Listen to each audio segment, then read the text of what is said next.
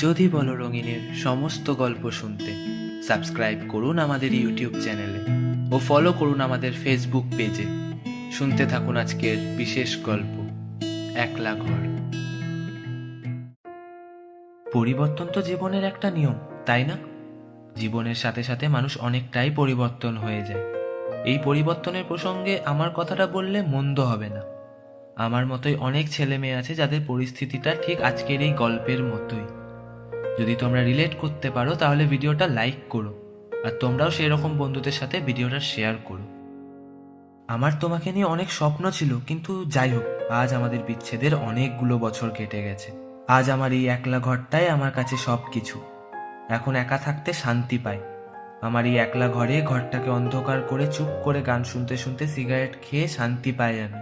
আগে আমার একলা থাকলে ভয় লাগতো, একা থাকতেও পারতাম না, কিন্তু আজ আমার একা থাকার অভ্যেসটা হয়ে গেছে। একা থাকতে কোনোদিনই চাইনি আমি, কিন্তু আজ পরিস্থিতি আমাকে একা করে দিয়েছে, একলা থাকতে শিখিয়ে দিয়েছে। এখন এতটাই একা যে আমার ফোনে এখন কোনো কল মেসেজ অব্দি আসে না। আমি ফোনটাকে পাশে রেখে শুধু চেষ্টা করে যাচ্ছি তোমার কথা যেন আমি আর না ভাবি। আবার রাতে ঘুমিয়ে ঘুমিয়ে এটাই ভাবি তুমি ঠিক ওই সিনেমা ও নাটকের মতোই আমাকে বিদায় বলেছিলে। সেই মুহূর্তে আমার চোখ মুখ গাঢ় অন্ধকারে আচ্ছন্ন হয়ে পড়ে, আর চোখ ভিজে যায় পুরো কান্নায়। কিন্তু না, আমি তোমার জন্য কাঁদছি না, তোমায় ভাবতে অবধি চাইছি না, আমি তোমাকে মনে অবধিও করতে চাইছি না, আর তোমাকে আমার মনেও পড়ে না। এত কিছু হয়ে যাওয়ার পরেও আমি কি তোমার কাছে আর যেতে চাইছি? ফিরে যাচ্ছি কি তোমার কাছে? আমি কি আবার আমার ফেলে আসা অতীতে ফিরে যাচ্ছি? যাচ্ছি না তো। আমি জানি আমি যদি আবার সেই ফেলে আসা অতীতে পাটা বাড়াই তাহলে আমার শুধুই ক্ষতি হবে, আর আমি আমার ক্ষতি করতে চাই না, তাই আর ফিরেও যাচ্ছি না।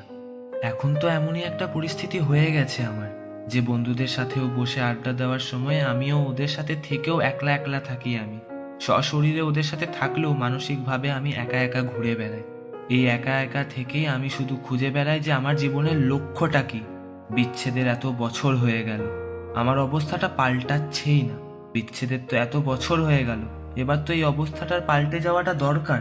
কখনো কখনো তোমার বাড়ির রাস্তার উপর দিয়ে পেরোনোর সময় আমাকে বৃষ্টিটা সঙ্গ দেয়, আর বৃষ্টি হলো আমার চোখের জল। আমি যখন তোমার বাড়ির পাশ দিয়ে পেরোই তখন কি তুমি ওই জানলার কাঁচ দিয়ে আমাকে দেখতে পাও, নাকি কাঁচগুলোও ঝাপসা হয়ে যায় এই ঘোর বর্ষাতে? না না, আমি কোথাও যাচ্ছি না। যাবই কি করে? আমি তো আমার সেই পথটাকেই হারিয়ে ফেলেছি। তাও কি আমি যাচ্ছি? ফিরে যাচ্ছি কি আমি সেই মানুষটার কাছে যাকে আমি ভুলে গেছি?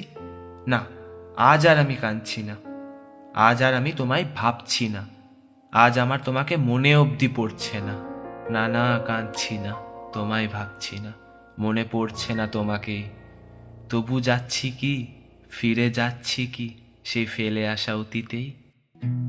যদি বলো রঙিনের এই গল্পটা তোমাদের কেমন লাগলো জানাতে ভুলো না।